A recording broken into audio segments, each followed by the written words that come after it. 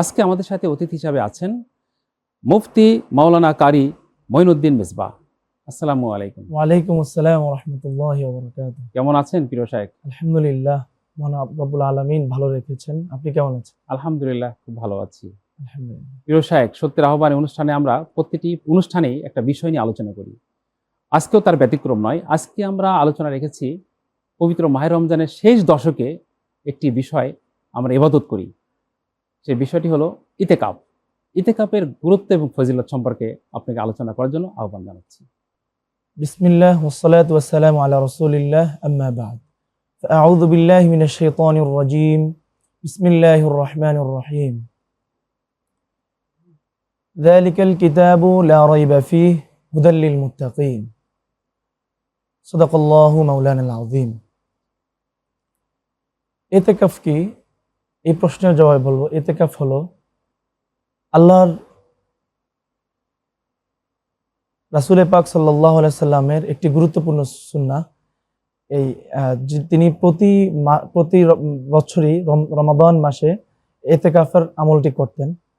আর ইতিকাফ হলো প্রত্যেকটা ব্যক্তি যে কিনা প্রাপ্তবয়স্ক হয়েছে, সে মসজিদে পুরুষ মানুষ আর ঘরে মহিলা, তারা রমাদানের শেষ দশকে, নাজাতের 10 দিনে তারা একটি নির্দিষ্ট স্থানে অবস্থান করবে এবং শরীয়ত কর্তৃক নির্দেশিত বেশ কিছু বিধিনিষেধ তাদেরকে মেনে চলতে হয়।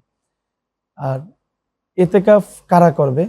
ইতিকাফ হচ্ছে প্রত্যেকটা পুরুষ মহিলা সবাই করতে পারবে, যারা কিনা প্রাপ্তবয়স্ক, এবং শর্ত হলো সেখানে ইবাদতের নিয়তে ইতিকাফে বসতে হবে। আর ইতিকাফ এর মধ্যে আমরা কি কি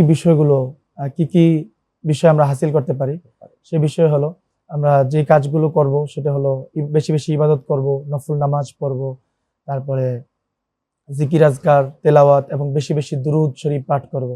আর রমাদান মাসের মধ্যে আমাদের যাদের ব্যস্ততা রয়েছে, বিভিন্ন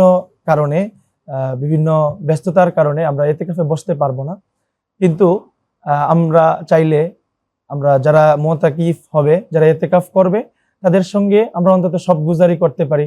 রাতের, যেহেতু লাইলাতুল কদরটাকে আমরা রাতে খুঁজবো, প্রতিদিন আমরা সেহরি এবং রাতের সময়টুকু, দিনের বেলা আমাদের অনেকের জব রয়েছে, ব্যবসা বাণিজ্য রয়েছে, এই বিভিন্ন পারিপার্শ্বিক ব্যস্ততার কারণে আমরা যারা ইতিকাফে বসতে পারি নাই একদম নিয়মিত সুন্নতে মুআক্কাদার আদলে, আমরা এই নফল ইতিকাফটা আমরা সবাই করতে পারি। আমরা রাত্রির সময়টুকু দুনিয়ার সব ব্যস্ততা থেকে আমরা ফারেক হয়ে আমরা রাত্রটাকে এই লাইলাতুল কদর অন্বেষণের জন্য আমরা বরাদ্দ দিতে পারি ইনশাআল্লাহ।